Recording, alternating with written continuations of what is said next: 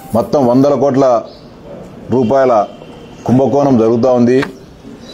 నకిలీ మద్యాన్ని తెలుగుదేశం పార్టీ నాయకులే తయారు చేసి ఏరులై పారిస్తూ కోట్లు గడిస్తున్నారని చెప్పి జగన్మోహన్ రెడ్డి గారు అదేవిధంగా మరికొందరు మాట్లాడడం జరిగింది. ఈ సందర్భంగా వారిని సూటిగా ప్రశ్నిస్తూ ఉన్నాం.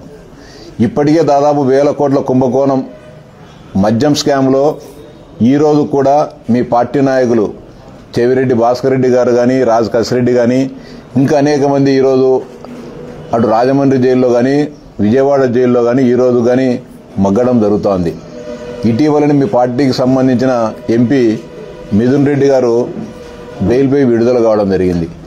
మీరు మద్యం స్కామ్ చేసి 5 సంవత్సరాల పాటు ఏ మద్యం తయారు చేశారో, ఏ మద్యం సరఫరా చేశారో, ఏ విధంగా దానిని అమ్మారో, ఏ విధంగా అది తాగి దాదాపు 35 లక్షల మంది దీనిని తాగిన వారు ఈ లివర్ చెడిపోయి అనారోగ్యాన్ని పడి కుళ్ళి కుసించిపోవడం జరిగింది. ఈ రాష్ట్రాన్ని మధ్యాంధ్రప్రదేశ్గా తీర్చిదిద్ది ప్రజలను సర్వనాశనం చేసి వేల కోట్ల రూపాయలను సంపాదించి ఆ సంపాదించిన వేల కోట్ల రూపాయలను మొన్న 2024లో జరిగిన సార్వత్రిక ఎన్నికల్లో వాటన్నిటినీ కూడా ఆ కోట్లాది రూపాయలను మీ పార్టీ తరఫున పోటీ చేసిన అభ్యర్థులందరికీ కూడా పంపిణీ చేసి ఆ ఎన్నికలను నిర్వహించడం జరిగింది. ఈరోజు చిన్న సంఘటన జరిగింది. వాస్తవం మేము కాదని చెప్పడంలో మొలకల చెరువు దగ్గర దొరకడం జరిగింది. అంటే నిజంగా మా పార్టీకి సంబంధించిన వ్యక్తులు మేము రక్షించాలనుకుంటే, ఈ రాష్ట్రంలో దీన్ని విచ్చలవిడిగా మేము చేయాలనుకునే ఆలోచన ఈ ప్రభుత్వానికి కానీ మా పార్టీ నాయకులకు కానీ ఉంటే మేము రైడ్ చేయాల్సిన పనిలే. ఎక్సైజ్ పోలీసులు ఈ జరుగుతున్న కార్యక్రమాన్ని ముందుగా రాష్ట్ర ప్రభుత్వ ఉన్నతాధికారులకు చెప్పడం జరుగుతుంది. ఫలానా మొలకల చెరువు ప్రాంతంలో నకిలీ మద్యాన్ని తయారు చేస్తున్నట్టు మా దృష్టికి వచ్చింది, దీని మీద ఏం చర్యలు తీసుకుందామని చెప్పి పైన ఉన్నతాధికారుల దృష్టికి తీసుకొని జరుగుతుంది.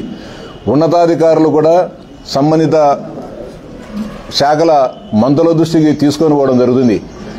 పోయినప్పుడు మేము నిజంగా రక్షించాలా, దీని నుంచి ఈ తప్పు నుంచి మా కార్యకర్తలను కానీ మా నాయకులను కానీ రక్షించాలనుకుంటే రైడ్ చేయొద్దని చెప్తాం. రైడ్ చేయొద్దని చెప్పేసి అక్కడ ఉండే వాళ్ళని మా పార్టీ వాళ్ళు ఎవరైనా దాంట్లో సంబంధం ఉంటే మేము హెచ్చరించి ఇమ్మీడియట్గా అక్కడ నుంచి ఆ యంత్రాలను కానీ ఇంకోటి కానీ ఆ వస్తువులను కానీ లేకుంటే నకిలీ మద్యాన్ని కానీ లిఫ్ట్ చేయమని చెప్పేసి చెప్పడం జరుగుతుంది. ఎక్కడైనా నిజంగా పార్టీ వాళ్ళను తప్పించాలా, పార్టీ వాళ్ళకు సంబంధం లేదని మేము చెప్పాలనుకుంటే ఆ పని చేస్తాం. కానీ ప్రభుత్వం దృష్టికి జరుగుతున్న వ్యవహారం తెలిసిన వెంటనే ఇమ్మీడియట్గా ఐపీఎస్ అధికారులందరినీ కూడా అలర్ట్ చేసి ఎవరైతే ఎక్సైజ్ శాఖను చూస్తున్న రాహుల్ దేవ్ శర్మ కానీ మిగతా అందరూ ఉన్నతాధికారులను కూడా హెచ్చరించి ఆ జిల్లాకు సంబంధం లేని ఆ జిల్లా వారికి ఏమైనా కూడా లోపాయకారి సంబంధాలు ఏమైనా ఎక్సైజ్ అధికారులకు ఉండవచ్చునేమని భావించి ఇతర జిల్లాలకు సంబంధించిన అధికారులను ఆ టాస్క్ ఫోర్స్ లో ఏర్పాటు చేసి దాడులు నిర్వహించడం జరిగింది. Please subscribe to Leo news for more videos.